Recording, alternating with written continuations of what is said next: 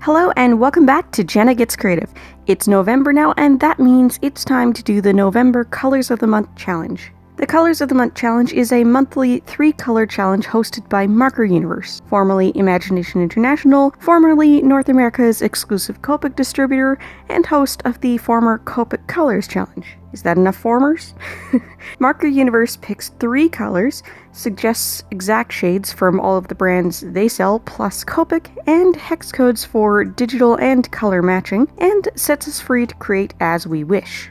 Adding black and white, blending, diluting, and going with fewer than all 3 challenge colors are all fair game in this challenge, as long as you don't add other colors. November's colors are a pair of pale peachy pinks and a light olive green. As usual, I'll be using my Karin Brushmarker Pro watercolor markers, but I'll tell you what all of the different official color suggestions were. Remember, if you're interested in doing this challenge but you don't have the exact shades suggested, you can use the closest colors that you have, and you can stray into other brands or other mediums.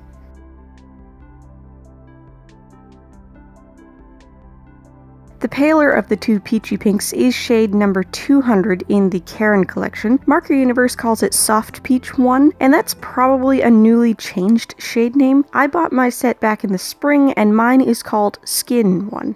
The other official suggestions for this shade are Graph'O 4155 Skin, Gaph'O 4135 Pale Rose, Chameleon NU1 Bisque, Sketchmarker O44 Mango, Zig 434 Apricot, Winsor Newton 200 Dusty Pink, Tombow 850 Flesh, and Copic E02 Fruit Pink.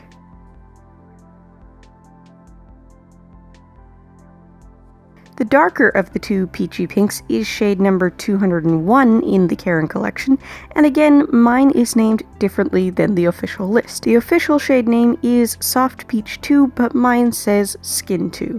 The other official suggestions for this shade are Graph'O 4145 Organza, Gaph'O 5120 Princess Rose, Chameleon NU2 Light Peach, Sketchmarker R114 Peach, Zig 220 Tea Rose, Winsor Newton 370 Soft Peach, Tombow 912 Pale Cherry, and Copic E95 Tea Orange.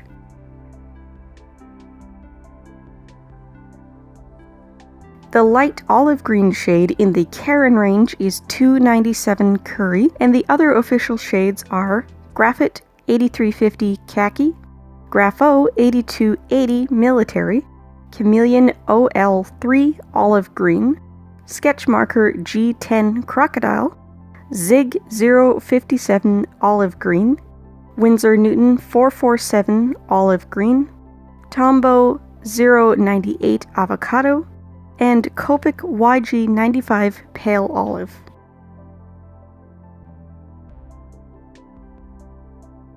As usual, I'll have those colors listed along with the hex codes in the description box down below.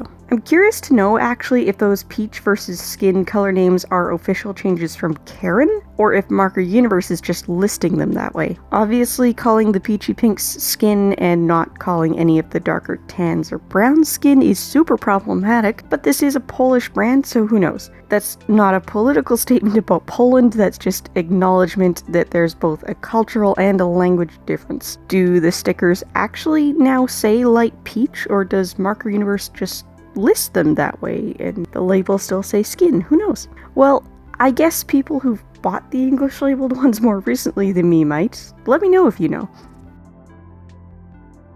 I chose to do a ballet dancer from the tutu up, and for the most part, I wanted to use the colors in their pure forms and not mix, but I needed her hair to look different, so that one is a blend of the curry green and the darker of the 2 peachy pinks. The ribbon waist on her tutu is also that color, but at the end it's hard to tell if that's the greenish blend of color, or if I meant for it to be skin to be showing. It's a colored ribbon, it matches her hair.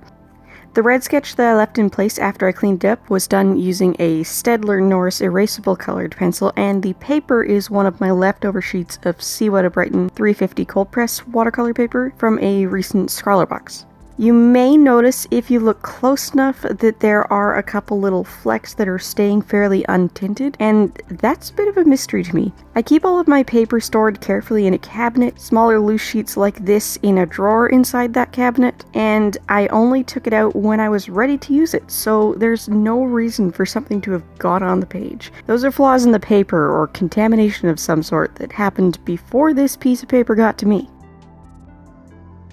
Can you believe when I started uploading art content here 2.5 years ago, I actively avoided painting people? I wish I had started exploring humans in my art more back then. I love painting dancers, and I'm particularly fond of ballet.